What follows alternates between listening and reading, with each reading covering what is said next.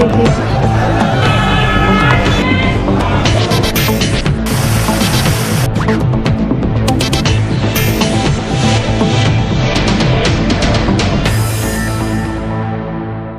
अस्सलाम वालेकुम नाज़रीन, प्रोग्राम अॼु जी ॻाल्हि में मां आहियां मुंहिंजी मेज़बान सबीन मेमण। नाज़रीन, रोड हादसा वक़्फ़े सां मामूल बणियल आहिनि। इन्हनि थींदड़ रोड हादसनि में केतिरियूं इंसानी जानियूं ज़ाया थी वञनि थियूं ऐं केतिरा ई घर उजड़ी वञनि था। अॼु पिणु नवाबशाह में अहिड़ो ई हिकु दर्दनाक इंतहाई अफ़सोसनाक रोड हादसो पेश आयो आहे जंहिंमें स्कूली वैन जा ॿारड़ा फ़ौत थिया आहिनि, जिन जो अंग तक़रीबन हिन वक़्त ताईं असांखे मिलियल अपडेट्स मुताबिक़ 30 जे लॻभॻि ॿुधायो पियो वञे। नाज़रीन, स्कूली ॿारड़नि जो अहिड़ा हादसा रुॻो अॼु रिपोर्ट न थिया आहिनि। हिन साल जो त इंतहाई ख़तरनाक ऐं ॾुखोईंदड़ वाक़ियो आहे, पर इन खां अॻु में बि केतिरा ई रोड हादसा जेके आहिनि से थींदा रहिया आहिनि, जेके रिपोर्ट बि थींदा रहिया आहिनि। आख़िर इहे रोड हादसा थियनि छो था, इन्हनि जा सबब कहिड़ा था हुजनि, इन में ग़फ़लत, लापरवाही या कोताही कंहिंजी थी हुजे, अॼोके प्रोग्राम में असां इन ते ॻाल्हाईंदासीं। ऐं गॾोगॾु असां स्कूली ॿारनि जे वारिसनि सां उन्हनि जे ॾुख में बराबरि जा शरीक पिणु आहियूं ऐं इन वाक़िए जी जेतिरी मज़म्मत कजे उहा घटि आहे। हिन वक़्तु असां सां लाइन ते नवाबशाह जो रिपोर्टर फिदा चांडियो आहे, उनखां इन वाक़िए जा वधीक तफ़सील वठंदासीं। फिदा, ही जेको अफ़सोसनाक ऐं ॾुखोईंदड़ वाक़ियो हादसो जेको पेश आयो आहे, इन में हिन वक़्त ताईं इहो वाक़ियो कीअं पेश आयो, हादसो कीअं थियो ऐं केतिरा ॿारड़ा हिन वक़्त ताईं फ़ौत थी चुका आहिनि? सभिन ही जेको अफ़सोसनाक ऐं इंतहाई दिलि खे ॾुखोईंदड़ ऐं हा खे झोरींदड़ जेको वाक़ियो पेश थियो आहे त अफ़सोसनाक, उहो नवाबशाह जो काज़ीमन जो हिकिड़ो लिंक रोड आहे, उन रोडी केनाल जे भरिसां ई जेको आहे त ही हादसो पेश आयो आहे। ऐं इन हादसे में जेको आहे त जेका हिन जी वैन हुई शागिर्दनि जी, उहा दौलतपुर जे ब्राइड फ्यूचर स्कूल मां जेको आहे मासूम ॿारनि खे खणी पिकनिक लाइ हिते नवाबशाह खां अची रहिया हुया त रोडी केनाल लॻी जेको आहे त तेज़ रफ़्तार टालर जे जेको आहे टकर सबबु वाक़ियो पेश थियो आहे। ऐं हिन वक़्त ताईं जेके असां फिगर हथ कया आहिनि, उन मूजिबि जेको आहे त 20 शागिर्द फ़ौत थी चुका आहिनि। ऐं जॾहिं त जेको आहे त ॿिया जेके इन में आहिनि, उन में 4 ॼणा ॿिया माण्हू बि शामिल आहिनि, जिन में स्कूल जेको आहे ब्राइड फ्यूचर स्कूल उन जा मुलाज़िम शामिल आहिनि। ऐं जेके फैक्स फिगर मिलिया आहिनि असां हिते गॾु कया आहिनि त इन्हनि फ़ौतियुनि में 12 जेके आहिनि त उहे स्कूल जा मासूम गुलनि जहिड़ा शागिर्द आहिनि ऐं 9 जेके आहिनि त उहे मासूम शागिर्दाणियूं आहिनि। हिकु लेडी टीचर आहे, हिकु उस्ताद आहे ऐं हिकु ड्राइवर आहे। ऐं जेको शागिर्दनि जी जेका वैन हुई, उन जेको ड्राइवर हुयो सचल, उन जे वफ़ात जी ख़बर जी उनजी वालदा खे पई आहे त हू पिणु जेको आहे त सदमे में जेको आहे त फ़ौत थी चुकी आहे।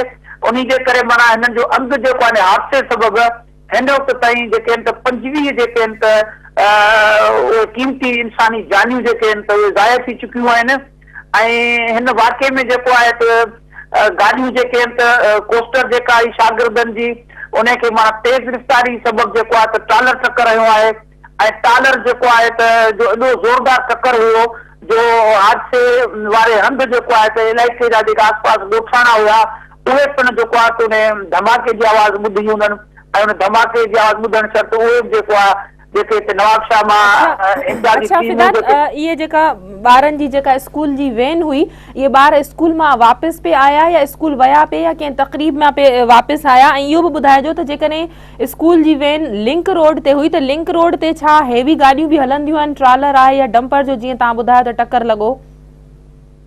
ही सभिनि इंतहाई जेको आहे अफ़सोसनाक हिते जी सूरत हाल आहे त सॼे मुल्क में जेको आहे त सर्दी जूं जेके आहिनि त मोकलूं हुयूं ऐं मोकलनि में जेको आहे त ॿार पंहिंजनि स्कूलनि जी इंतिज़ामिया सां गॾु ऐं उन खां पंहिंजे वालिदीन सां गॾु पिकनिक जे लाइ जेको आहे त मुख़्तलिफ़ हंधनि ते पंहिंजे मिटनि माइटनि ॾे या कंहिं तफ़री जायुनि ते जेको आहे त वेंदा रहिया आहिनि।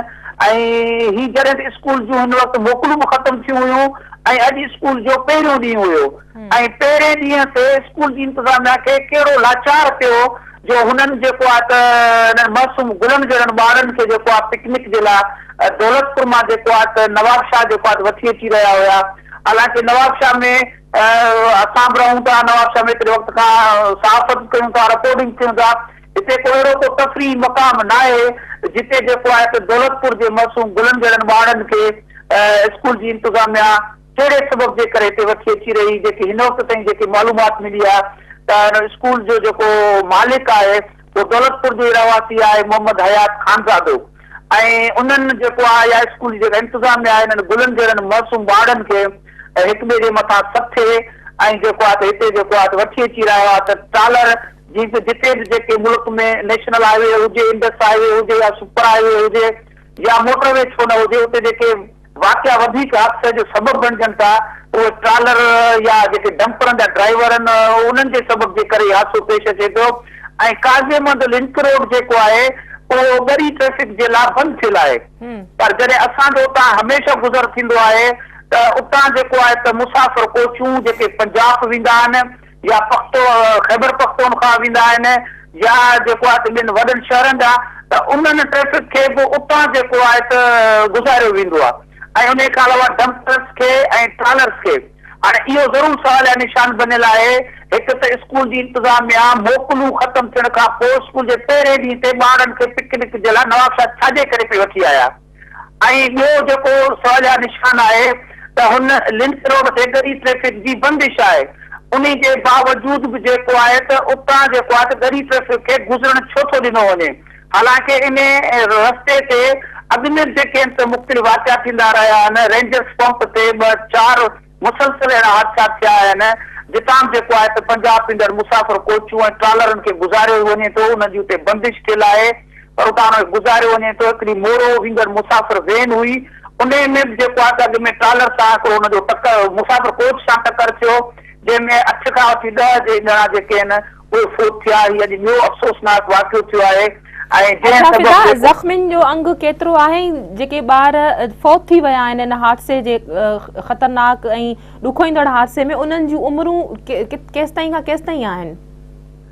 सभु गुलनि जहिड़ा ॿार आहिनि ऐं उन्हनि ॿारनि जी जेका एज आहे उहा 10 सालनि ऐं 15 सालनि खां विच जी आहे ऐं उते एॾो इहो ख़तरनाक ऐं अंदोनाक हादसो थियो आहे ऐं तेज़ रफ़्तारी सां धमाके सां माना जेको हादसो थियो आहे त जेॾी महिल हुननि जूं डेड बॉडियूं हिकु ज़ख़्मियुनि खे ऐं डेड बॉडियुनि खे इंतिहाई मुश्किलात ऐं तकलीफ़नि खां पोइ जेको आहे उन्हनि गाॾियुनि मां कढे हिते जेको इमदादी टीमूं आहिनि उन्हनि पीपुल्स मेडिकल अस्पताल नवाबशाह में पहुचायो ऐं तव्हां यकीन कयो ऐं उहे असां फुटेज नथा मोकिले सघूं जेके हुननि मासूम ॿारनि जा आहिनि त उन्हनि में माना हुनजो माना जिस्म जा काफ़ी उज़वा जेके आहिनि उन्हनि जे जिस्म मां ग़ाइब थियल आहिनि। त हाणे ज़रूरु जेको आहे त अख़्तियारनि खे जीअं त हिन वक़्तु सिंध जे वॾे वज़ीर सैयद क़ाइम अली शाह, MNA फरियाल तालपुर, गवर्नर इशरत अली इबाद ऐं एडवाइज़र जालस लंजार पिण हिन वाक़िए जो सख़्तु नोटिस वरितो आहे ऐं ज़रूरत पिण इन ॻाल्हि जी आहे त इन वाक़िए में जेके माण्हू मुलविस आहिनि, छाजे करे आउं तव्हांखे वरी रिपीट करे ॿुधायां थो त उन्हनि मासूम गुलड़नि जूं जेके मैयतूं हुयूं उहे बि केर बि माना दिलि रखंदड़ माण्हू जेको आहे ॾिसी न पियो सघे ऐं जॾहिं नवाबशाह जा हज़ारे माण्हू उन्हनि मैयतुनि जे मथां पहुता आहिनि, उन्हनि ज़ख़्मियुनि जे मथां पहुता आहिनि त हू पाण माण्हू जिन जा हू मिट माइट न हुया पर हर को बचड़नि वारो आहे उते माण्हू नवाबशाह जा शहरी उन्हनि मैयतुनि खे ॾिसी रोईंदा रहिया। यकीनन इंतहाई अॼु ज़िले बेनज़ीराबाद में मातम जहिड़ी सूरत हाल लॻी पई आहे। तव्हां अस्पताल में ज़ख़्मियुनि जी सूरत हाल कीअं ॾिठी, उन्हनि खे तिबी इमदाद बर वक़्तु मिले पई, उते डॉक्टर जो अमलो मौजूदु हुयो? इहा हक़ीक़त मां तव्हांखे सभिनि ॿुधायां त अॼु जेको पीपुल्स मेडिकल अस्पताल नवाबशाह में असां ॾिठोसीं ऐं हक़ीक़त इहा आहे जेकी फेर माना रिपोर्टिंग आहे त नवाबशाह जी अस्पताल जे बारे में ख़ुदि सिंध टीवी ते काफ़ी भेरा असां रिपोर्ट कंदा रहिया आहियूं, दवाउनि जे मुतलिक़, डॉक्टरनि जे मुतलिक़, पैरामेडिकल अमले जे जेको किरदारु आहे या अमल आहे उनजे मुतलिक़, पर अॼु जेका सूरत हाल ॾिसण में आई उहा इंतिहाई पॉज़िटिव हुई ऐं डॉक्टर्स जेके आहिनि उहे पैरामेडिकल स्टाफ सां गॾु माना ज़ख़्मियुनि जी मुकमल तीमारदारी करे रहिया हुआ ऐं एतिरे क़दर जो हिकिड़ो प्राइवेट मेडिकल स्टोर आहे उते जेको आहे त MNA फरियाल तालपुर जी हिदायत ते ई उते हिकिड़ो अकाउंट खोलियो वियो ऐं ज़ख़्मियुनि खे जेको आहे त जेके दवाऊं आहिनि, जेके घुर्बल शयूं आहिनि उहो त मुफ़्त फराहम पे कयूं वयूं। महिरबानी फिदा जी।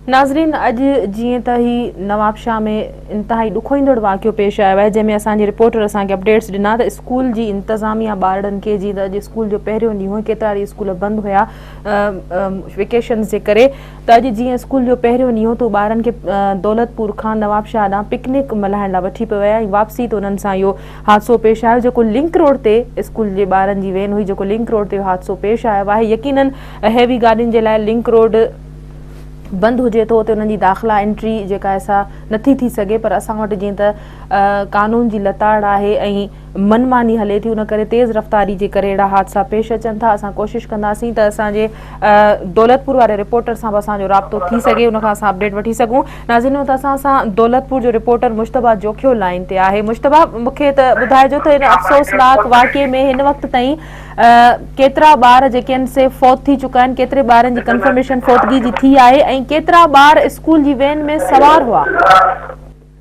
जीअं त ॿार जेके फौत थी चुका आहिनि उहे 26 ॿार फौत थी चुका आहिनि, 30 ॿार वैन में विया हुआ, जंहिंमां 4 बची विया आहिनि, बाक़ी ज़ख़्मी आहिनि। 26 ॿार फौत थी विया आहिनि। हिकिड़ी ओस्ताद ॼाणी आहे, उहा फौत थी आहे, हिकिड़ो ओस्ताद फौत थियो आहे, हिकिड़ो वैन ड्राइवर फौत थी वियो आहे। टोटल फौतुनि जो अंक 29 ॿुधाए थो वञे। जी अच्छा मुश्तबा, ये स्कूल जा जेके ॿारड़ा हुआ इहे केना पिकनिक ते विया पे, दौलतपुर खां पंहिंजे स्कूल खां के पिकनिक ॾे विया पे या कंहिं प्रोग्राम में कंहिं तक़रीब खां वापसि पे आया, कीअं इहो हादसो पेश आयो आहे? ही ॿार जेके आहिनि सो ब्राइट फ्यूचर स्कूल आहे, दौलतपुर जो ख़ानगी स्कूल आहे, उन जा ॿार हुया। नवाबशाह जे ख़ानगी स्कूल में माना सुवालनि जवाबनि जो जेको मुक़ाबिलो थींदो आहे उन में शिरकत करण विया हुआ। उते जीअं वापसि पे आया त हिते नवाबशाह जे भरिसां रोहिड़ी केनाल आहे, उते पहिरियां टाउन ठहे पियो, उन ते डंपर जेके आहिनि उहे माना मिटी विझनि पिया उन जे करे रोड सिंगल आहे ऐं डंपर हमेशह तेज़ रफ़्तारी सां अचनि था, उन करे अॻु में बि केतिरा हादसा थिया आहिनि ऐं डंपर ॿारनि जे वेन जे मथां चढ़ी वियो आहे, वेन सॼी ख़तम थी वई आहे ऐं ॿारनि में केतिरनि जा लाश ॾिसण जहिड़ा न आहिनि, केतिरनि जो ॿाहूं टंगूं अलॻि अलॻि थी विया आहिनि, धड़ अलॻि थी विया आहिनि, माना इंतिहाई ॾुखोईंदड़ हादसो थियो आहे। जी मुश्तबा, छा फौत थियल सभिनी ॿारनि जो तालुक दौलतपुर जे इलाइक़े सां ई आहे या कंहिं ॿिए इलाइक़े सां उन्हनि जो तालुक आहे? जीअं त ही जेके ॿार फौत थिया आहिनि उनमें अक्सर दौलतपुर सां तालुक थी रखे, जॾहिं त 2 ॿार जेके आहिनि सो भरिसां ई दौलतपुर जे नेशनल हाईवे ते स्टाफ आहे दीनो मिशन, उन जा 2 ॿार वरी करीमाबाद जे भरिसां माड़ी जो स्टाफ आहे, उते जा ॿार आहिनि, ॿिया सभु दौलतपुर सां तालुक था रखनि। जॾहिं जो कारी बशीर आहे उस्ताद बि आहे हिन स्कूल जो ऐं दौलतपुर प्रेस क्लब जो जनरल सेक्रेटरी बि आहे, उहो भरिसां ॻोठु आहे पुतली पंजाबी जो ॻोठु, उन सां तालुक थो रखे। जॾहिं त ड्राइवर जेको आहे उहो सचल कोराई, उहो बहादराबाद ॻोठु आहे, उन सां तालुक थो रखे। जॾहिं उस्ताद यानी जेका आहे चंद्री निजात खानदादो, उहा दौलतपुर सां तालुक थी रखे। जी मुश्तबा, तव्हांजी फौत थियल ॿारनि जे वारिसनि सां का ॻाल्हि ॿोल थी आहे, उन्हनि जा जज़्बात कीअं आहिनि हिन वक़्तु ऐं स्कूल जी इंतज़ामिया सां को राब्तो थियो आहे, उहे हिन हादसे जे हवाले सां छा था चवनि? जीअं त पोती ॿारनि जे जेके पोती लाश पुॻा आहिनि उन्हनि जे दर ते असां विया आहियूं, साफ़ हर कंहिं सां तहज़ब कई अथऊं ऐं उते हमदर्दी तौर विया आहियूं त उहे सिर्फ़ रोई रहिया आहिनि ऐं उन्हनि जे घरनि में औरतुनि में ऐं वालदीन में कहिड़ा मसइला, सॼो दौलतपुर सोग में बंदि आहे। दौलतपुर जा शहरी इहो एॾो वॾो हादसो थियो आहे जो सभु शहरी माना त सोग में वरितल आहिनि, वालदीन ॻाल्हाए नथा सघनि ऐं उहे सिर्फ़ इहो पिया चवनि जेको ख़ुदा खे मंज़ूर हुयो ऐं इंतिहाई माना ॾुख इन सूरताल आहे।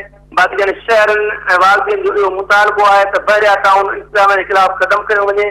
इहो सॼो अमल जेको थिए पियो इंतिहाई ख़तरनाक आहे, जेके डंपर हलनि था धूड़ में, जे करे गाॾियुनि जा अॻु में बि हादसा थिया आहिनि ऐं मुतालबो था कनि त माना उनजे ख़िलाफ़ कार्रवाई कई वञे।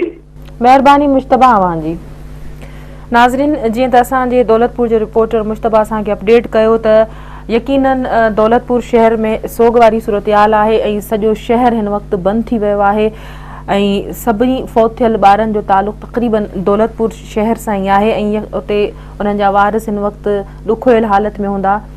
असां उन्हनि जे ॾुख में बराबरि जा शरीक आहियूं। संदन इहो बि मुतालबो आहे त इहो वाक़ियो जीअं त ग़फ़लत या लापरवाही तेज़ रफ़्तारी जे करे थियो आहे त जेके माण्हू उन में मुलविस आहिनि उन्हनि ख़िलाफ़ कार्रवाई कई वञे। उन्हनि जे वारिसनि जो इहो पिणु मुतालबो आहे। इहे ॿार जीअं त अॼु स्कूल जो पहिरियों ॾींहुं हो, इहे ॿार कंहिं तक़रीब में मुक़ाबले जेको प्रोग्राम हुयो उन में हिसो वठण लाइ विया हुआ, जितां वापसी ते उन्हनि सां इहो दिलि ॾुखोईंदड़ हादिसो थियो आहे, जंहिंमें हिन वक़्त ताईं 26 स्कूल जा जेके ॿारड़ा आहिनि दौलतपुर सां तालुक़ु रखनि था उहे फौत थी विया आहिनि ऐं 4 ॿार जेके आहिनि से ज़ख़्मी आहिनि, जंहिंमें ड्राइवर पिणु फौत थी वियो आहे।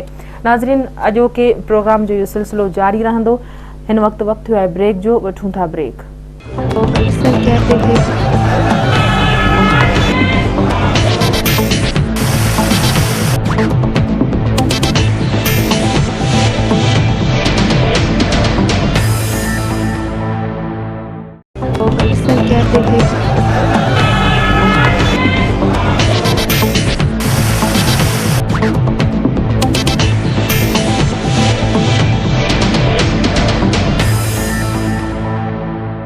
वेलकम बैक नाज़रीन। वक्त असां DC अब्दुल अलीम लाशारी साहब लाइन ते आहिनि। इन वाक़िए जे हवाले सां उन्हनि खां अपडेट्स वठंदासीं। अस्सलाम वालेकुम लाशारी साहब। वालेकुम अस्सलाम। लाशारी साहब, ही जेको अफ़सोसनाक हादसो थियो आहे जंहिंमें केतिरा ई स्कूली ॿारड़ा फौत थी विया आहिनि, इन हवाले सां तव्हां छा चवंदो? इहो वाक़ियो, इहो हादसो कीअं थियो? ही अॼु जेको नवाबशाह जी तारीख़ जो हिकिड़ो अफ़सोसनाक वाक़ियो थियो आहे, इन में असांजा bright public school Daulatpur Nawabshah आया हुया क्विज़ कॉम्पिटिशन जे हवाले सां ऐं क्विज़ कॉम्पिटिशन जे प्रोग्राम में शिरकत करण खां पोइ वैन में जेको आहे वापसि दौलतपुर वञी रहिया हुया त नवाबशाह खां काज़ी अहमद रोड ते ही रोड़ी कैनाल आहे, उते ही अंदरूनाक हादसो पेश आयो ऐं ही जेका फर्स्ट इंफॉर्मेशन मूं वटि पहुती आहे उन हवाले सां इहो चई सघिजे थो त इहो ओवर स्पीडिंग जे करे जेको आहे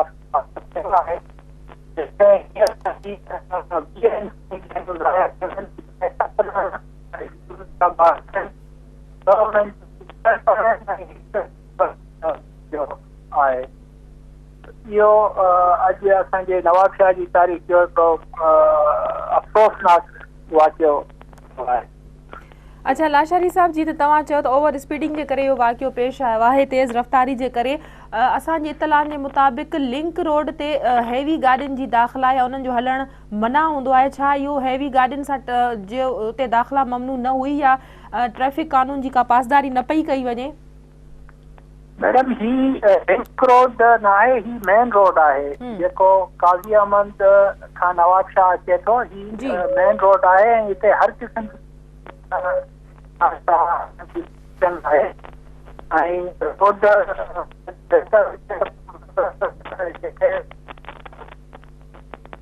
कंदा आहिनि स्पीड जो।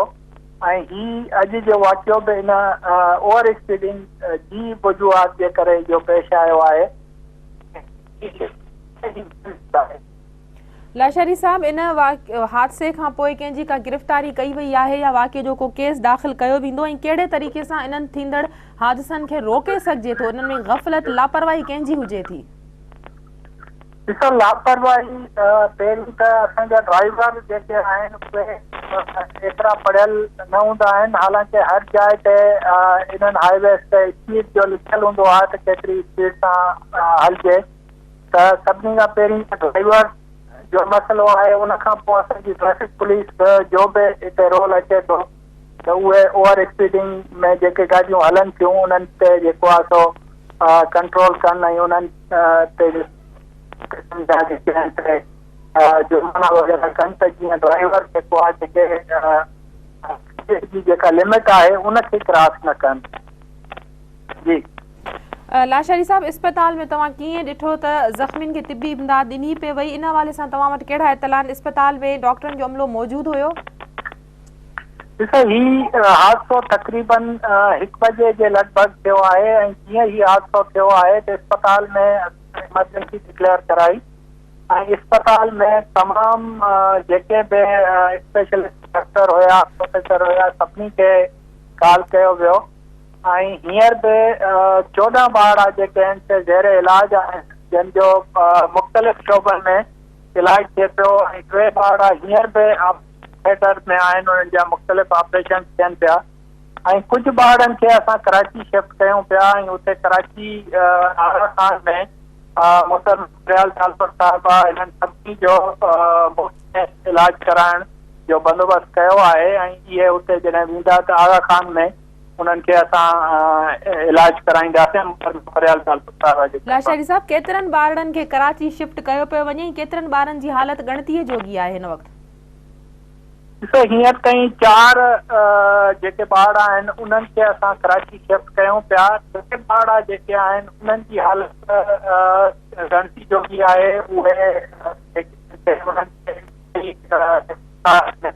जे वार्ड में रखियो वियो आहे ऐं उहे उन्हनि जी जेका आहे सा निगरानी थिए पई। उन्हनि खे फ़िलहाल असां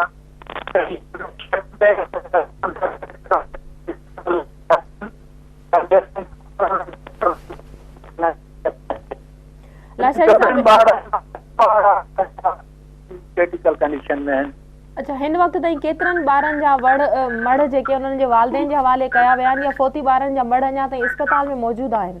एतिरा बि फोती ॿार हुया, उन सभिनी जा पंहिंजे अबाणनि कखनि ते पहुचाया विया आहिनि ऐं कंहिं बि फोती ॿार जो मड़ मौजूदु कोन्हे को।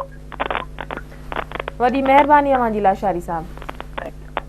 नाज़रीन, वक़्तु असां सां DSP एजाज़ तरीन साहब लाइन ते आहिनि, उन्हनि खां हिन वाक़े जा अपडेट्स वठंदासीं। एजाज़ साहब, इन वाक़े जे हवाले सां ॿुधाइजो त हीउ जेको हादसो थियो आहे जंहिंमें स्कूल जा ॿारड़ा फौत थी विया आहिनि 26, इन हवाले सां तव्हां वटि कहिड़ा इतला आहिनि? असां वटि जेका फिगर आहे उहा 21 ॿारनि जी आहे, जंहिंमां जेको 6 वॾा आहिनि ऐं बाक़ी जेके आहिनि नंढा आहिनि। अञा 4 जेके आहिनि ICU में आहिनि। हिन खां अलावा 10 जेके आहिनि ॿिया मुख़्तलिफ़ वार्ड्स में इलाज आहिनि। एजाज़ साहब, इहो जेको हादसो थियो आहे इन में कंहिंजी कोताही ॾिठी पई वञे, छो त असांजे इतलाउनि मुताबिक़ इहो हादसो तेज़ रफ़्तारी जे करे थियो आहे?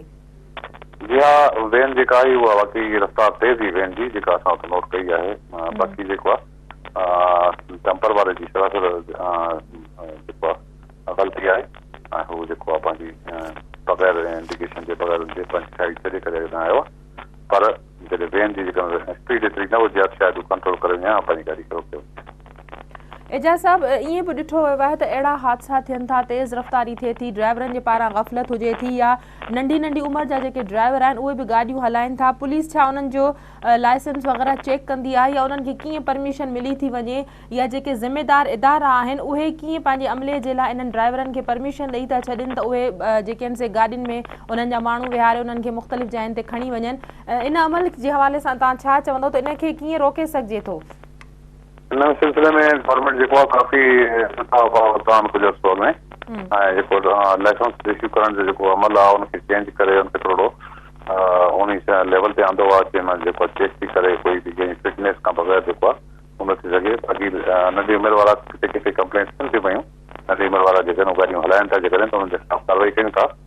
ऐं हिन डंपर में अहिड़ो केस कोन्हे को जंहिंमें को नंढी उमिरि वारो हुजे या बग़ैर लाइसेंस हुजे, पर उनजे बावजूदि इहे केसिस काफ़ी जाइ थियनि था। अहिड़ा उपाउ वरिता आहिनि गवर्नमेंट ऐं मौजूदु जेको तरीक़ेकार आहे ऐं कानून आहे उन मुताबिक़ उनजे ख़िलाफ़ कार्रवाई बि कजे थी पई ऐं कोर्ट ताईं बि पहुचाइजे थो। कॾहिं का नंढी ग़फ़लत आहे त हुन में जेको आहे ॾंढ वग़ैरह विझी करे उनखे फाइन कयो वञे पियो। एजाज़ साहब, हाईवे ते स्पीड वधियल हूंदी आहे या घटि वधि स्पीड करण जे हवाले सां उते लिखियलु हूंदो आहे, इन में ट्रैफिक पुलिस जो कहिड़ो रोल हुजे थो या मोटरवे पुलिस जी केतिरी ज़िम्मेदारी हुजे थी या डिस्ट्रिक्ट पुलिस जी कहिड़ी ज़िम्मेदारी हुजे थी? मोटरवे पुलिस जेको अॼुकल्ह रूटीन लॻी पई आहे मोटरवे पुलिस जी उहा इहा आहे त जेका बि गाॾी अचे थी पई हुनखे जेकॾहिं ओवरलोड आहे या ओवर स्पीड आहे या हुनमें का बि वायोलेशन महसूस थिए थी त उहो सिर्फ़ु सिंपल चालान कनि था। त हुन खां बाद वरी जेकॾहिं साॻियो ड्राइवर साॻी गाॾी नेक्स्ट ते वरी ॿीहर वायोलेशन कंदी त वरी नेक्स्ट ते बि हुनखे चालान कबो आहे। वरी जेकॾहिं शाम जो उहो ई साॻियो वायोलेशन करे थो त पोइ बिल्कुलु चालान कनि था पिया। कानून में तब्दीली जी ज़रूरत ज़रूरु आहे।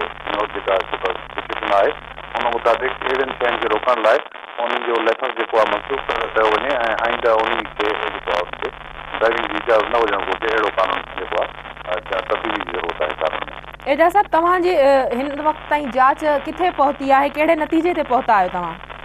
असांजी जांच जेको आहे हिन में हिकिड़े एक्सपर्ट ओपिनियन हूंदा आहिनि ट्रैफिक पुलिस जा ऐं हुन खां पोइ जेको आहे उनजी स्पीड ऐं फासले जेको आहे हिन वक़्त ताईं त असां जेको आहे सिर्फ़ु ज़ख़्मनि जी सिधी इमदाद ऐं हुन खां अलावा जेका लाशनि जेको आहे वरी असां बाथरूम सां मोकिलण सां ऐं हिननि इंतज़ामी तौर ते जेको असांजो वॉलंटियरली SSP बेनज़ीराबाद ऐं असां जेको आहे गॾिजी करे पंहिंजे मेडिकल जी जेके सहूलियतूं हुयूं उन्हनि में मौजूदु हुयासीं उन्हनि में जेको आहे उन्हनि खे कराइण ज़ख़्मनि खे जॻह ॿी जाइ उन्हनि जे पेरेंट्स खे मिलाइण ऐं उन सां गॾु जेके फोर्स जेको हुया उन्हनि खे उन्हनि जे घरनि ताईं पहुचाइण लाइ बंदोबस्त लॻा पिया हुई हीअं जेको आहे उनजो बाज़ाब्ता तौर ते जो आवाज़ कुर्सी जेको आहे SSP बेनज़ीराबाद जे मौक़े ते मौजूदु आहे ऐं उहो जेको आहे मुंहिंजे ख़्याल में कुझु कलाकनि में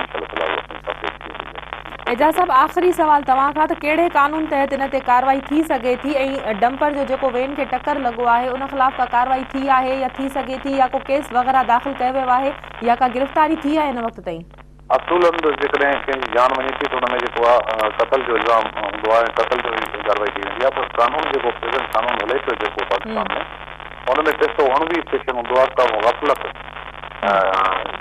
सूरत में कंहिंजी जान वञणु ऐं खून थियणु तो उहो जेको आहे 320 सेक्शन जे तहत हाणे जेको कार्रवाई अमल में आणी वेंदी ऐं केस जेको आहे दाख़िल कयो थो वञे हुनजे ख़िलाफ़। महिरबानी एजाज़ साहब अवां जी। नाज़रीन प्रोग्राम में वक्त थियो है ब्रेक जो, वठूं था ब्रेक।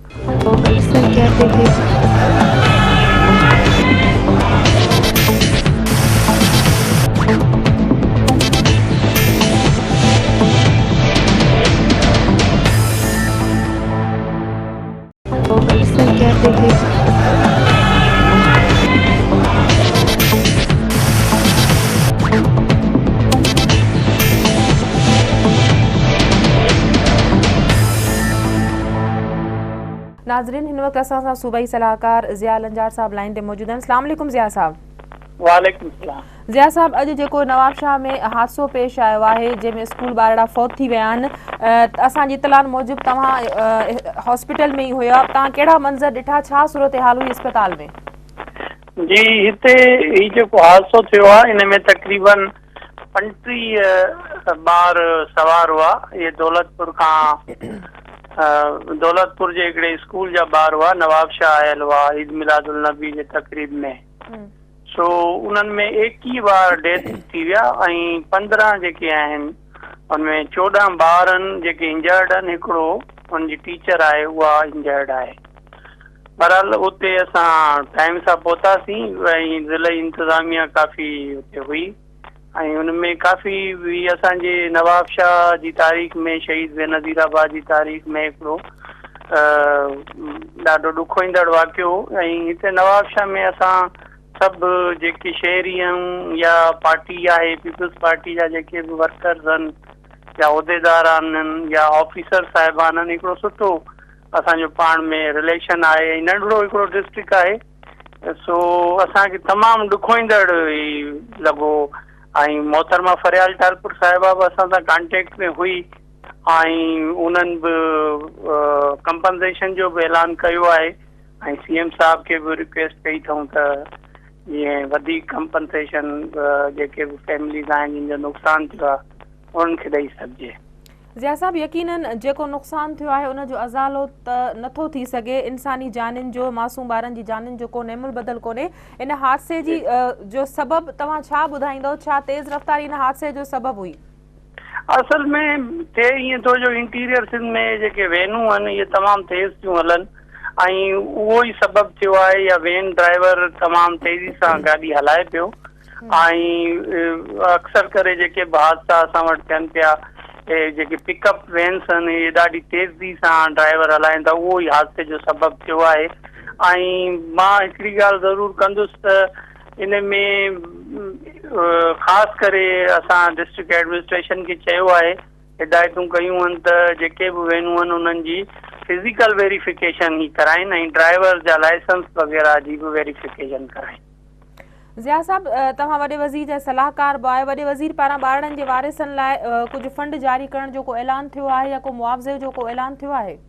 जी हा, उन जे लाइ फंड जारी करण जो बि ऐलान कयो आहे। जेके बि डेथ थियूं आहिनि उन जे लाइ 5-5 लख रुपयनि जो ऐलान कयो वियो आहे ऐं उनजे अलावा जेके इंजर्ड आहिनि उहो केस टू केस बेसिस ते ॾिसंदासूं ऐं इन जे अलावा मां तव्हांखे हीअं रिसेंट जेका डेवलपमेंट थी आहे उहा इहा आहे त मां पाण पर्सनली CM साहिब खे रिक्वेस्ट कई ऐं अदी फरियाल टालपुर साहिबा खे रिक्वेस्ट कई त हिननि खे जेके इंजर्ड आहिनि हिननि में कुझु सीरियस हुआ उन्हनि खे कराची शिफ्ट कयो वञे त उन में अदी फरियाल टालपुर साहिबा पंहिंजे ख़र्च ते उन्हनि खे आगा खान शिफ्ट करण जी हिदायतूं जारी कयूं आहिनि ऐं इहे उनमें 4 ॿार जेके आहिनि हींअर शिफ्ट कयूं पिया असां आगा खान। अच्छा, जेके ॿार तव्हां शिफ्ट कयो पिया कराची में इलाज जे हवाले सां उन्हनि खे कीअं शिफ्ट कयो वेंदो, कहिड़े एयर एम्बुलेंस जे ज़रिए उन्हनि खे शिफ्ट कयो वेंदो फौरी तौर ते?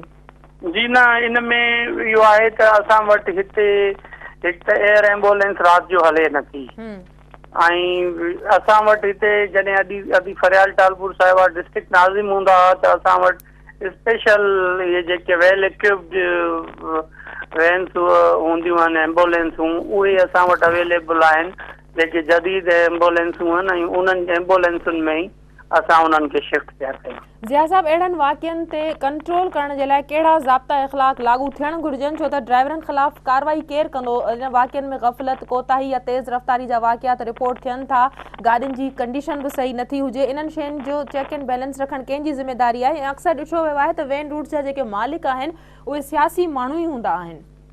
हा, इन में मां हिकिड़ी ज़रूरु तव्हांजे तवसुस सां ज़रूरु ॻाल्हि कंदुसि त जेॾीमहिल अहिड़े क़िस्म जो जीअं कराची ख़ुसूसन ट्रैफ़िक ज़ोन में ठहियल आहे ईअं ई इंटीरियर सिंध में ट्रैफ़िक ज़ोन्स ठहनि, उनमें DIGs हुजनि, SSP साहिबान हुजनि, DSP हुजनि, हिकिड़ो प्रॉपर सेटअप हुजणु खपे ट्रैफ़िक सेक्शन जो ऐं उहे हिननि खे मंथली वाइज हिननि जी इंस्पेक्शन कनि वैन्स जी या गाॾियूं कोचिस जी, त जीअं उन्हनि जी हिकिड़ी प्रॉपर उनजी मूवमेंट जेका आहे प्रॉपर हुजे उन्हनि गाॾियुनि जी। ऐं ॿियो मां तव्हांजी तवसुस सां ज़रूरु एज़ ए लायर बि इहो चवंदुसि त हीउ जेको लॉ आहे क़त्ल हिनखे ख़ता चई सघिजूं त इन जो केस थींदो आहे 319 में, हालांकि इहो इन में अमेंडमेंट अचे जो को बि negligence on behalf of any driver या एनी पार्टी हुजे त उनखे क़त्ल ख़ता न कयो वञे, बल्कि उनखे एग्ज़ैक्ट 302 जो केस दाख़िल थिए त जीअं इहो इन में काफ़ी जेका घटिताई ईंदी अहिड़े क़िस्म जी रैशफुल ड्राइविंग में। वॾी महिरबानी अवांजी ज़िया साहब सिंध TV सां ॻाल्हाइण लाइ। नाज़रीन वक़्तु असां सां MS डॉक्टर हाशिम लाइन ते आहिनि, उन्हनि खां तफ़सील वठंदासीं। डॉक्टर साहब, हिन वक़्तु छा सूरत हाल आहे ऐं छा अपडेट्स आहिनि तव्हां वटि? केतिरा ॿार फौत थी चुका आहिनि ऐं केतिरा ॿार ज़ख़्मी आहिनि? असां वटि हिन वक़्त में जेको 120 माण्हू जी डेथ थी चुकी आहे, जंहिंखे असां प्रॉपरली पंहिंजनि ॻोठनि मोकिले छॾियो आहे ऐं 15 माण्हू ज़ख़्मी थी आया हुआ, हुन मां हिकिड़ो सीरियस कोन हो, उनखे ट्रीटमेंट करे असां मोकिले छॾियो आहे। बाक़ी 14 हिन वक़्तु असांजी अस्पताल में एडमिट आहिनि। उन्हनि 14 में जेके 4 आहिनि से हेड न्यूरो सर्जरी वार्ड में आहिनि ऐं 5 जेके आहिनि से माना ICU में आहिनि ऐं ॿिया ऑर्थोपेडिक में ऐं जनरल सर्जरी में आहिनि। जेके 5 ॿार आहिनि जेके ICU में आहिनि उहे सीरियस आहिनि ऐं उहे वेंटिलेटर ते आहिनि। बाक़ी जेके न्यूरो सर्जरी जा जेके पेशेंट आहिनि उहे स्टेबल आहिनि ऐं उन्हनि खे असां हींअर शिफ्ट पिया कयूं आगा खान हॉस्पिटल में प्रॉपर ट्रीटमेंट जे लाइ। डॉक्टर साहब, उन्हनि खे केसि ताईं शिफ्ट कयो वेंदो? हिननि 4 खे असां हींअर शिफ्ट करे चुका आहियूं, शायदि हीअं थी विया आहिनि, निकिरनि पिया था 4। अच्छा, बाक़ी हू जेके ICU वारा आहिनि उहे थोरो सीरियस आहिनि, उन्हनि खे स्टेबल करणो पवंदो, रिससिटेट करणो पवंदो त जीअं उहो ट्रांसपोर्ट थियण जे लाइक़ थी माना पहुची सघनि। जीअं हू हुनजी कंडीशन स्टेबल थी वेंदी ऐं ट्रांसपोर्ट थियण जे लाइक़ थी वेंदा त पोइ असां हुनखे शिफ्ट कंदासीं। डॉक्टर साहब, ज़ख़्मी जी तिबी इमदाद जी सहूलियतनि जे हवाले सां कुझु ॿुधायो। ईअं ॿुधायो त जेके ॿार ज़ख़्मी थिया आहिनि उन्हनि जे ज़ख़्मनि जी नोयत कहिड़ी आहे, कहिड़े क़िस्म जा ज़ख़्म रसिया आहिनि ॿारनि खे? जॾहिं एक्सीडेंट थींदो आहे न त उन में 3 क़िस्मनि जी, हिकिड़ी सीवियर इंजरी, ॿी माइल्ड इंजरी, ॿी माइनर इंजरी। जेका सीवियर इंजरी हूंदी आहे उहा इमीडिएटली उन माण्हुनि जो या जेके एक्सीडेंट थींदा आहिनि माण्हुनि जो मौत थी वेंदो आहे, जंहिंमें जहिड़ो हीउ जेको एक्सीडेंट आहे उहो बि उनजी वैरायटी आहे जो उन में 20 माण्हू एट अ टाइम ते गुज़ारे विया आहिनि। ठीकु आहे, इहो इंडिकेट थो करे त माना तमामु सीवियर क़िस्म जी ट्रामा थी आहे, उन में सीवियर क़िस्म जी इंजरी हूंदी ॿियनि जेके इंजर्ड पेशेंट आहिनि बि।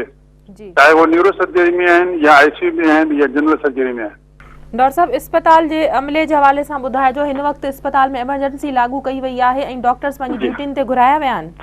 जी सभु डॉक्टर्स आहिनि, न्यूरो सर्जरी वारा, ऑर्थोपेडिक सर्जरी वारा, ट्रामा वारा, असीं ख़ुदि बीठा आहियूं, पूरी असांजी एडमिनिस्ट्रेशन वेठी आहे ऐं डिस्ट्रिक्ट जी एडमिनिस्ट्रेशन आहे, पीपल्स पार्टी जा सभु दोस्त असांजा MNA MPS सभु हिते आहिनि, पैरामेडिक्स वारा स्टाफ, नर्सूं सभु अवेलेबल आहिनि। हीउ हिकिड़ो वॾो हादसो आहे, हीउ शहर नंढड़ो आहे, जॾहिं बि को अहिड़े क़िस्म जो वाक़ियो थी वेंदो आहे त इमीडिएटली सभु माण्हू असां वटि इन मदद जे लाइ पहुची वेंदा आहिनि। वॾी महिरबानी अवांजी डॉक्टर साहब। नाज़रीन, जीअं त अॼोके प्रोग्राम जो वक़्तु बि हिते ख़तमु थो थिए। अॼोको प्रोग्राम नवाबशाह में पेश ईंदड़ इंतहाई अफ़सोसनाक हादसे जे हवाले सां हो, जंहिंमें केतिरा ई स्कूली ॿारड़ा फ़ौत थी चुका आहिनि, केतिरा ई ॿार ज़ख़्मी आहिनि, जिन मां 4 ॿारनि जी हालत इंतहाई ॻणतीअ जोगी आहे, जिन खे कराची जे आगा ख़ान अस्पताल में शिफ्ट कयो थो वञे। इन हादसे जे हवाले सां मुख़्तलिफ़ माण्हुनि सां असांजी ॻाल्हि ॿोल थी, जीअं तव्हां ॾिठो ऐं ॿुधो। हादसे जा मुख़्तलिफ़ सबब ॿुधाया पिया वञनि, तेज़ रफ़्तारी, ग़फ़लत, लापरवाही, कोताही।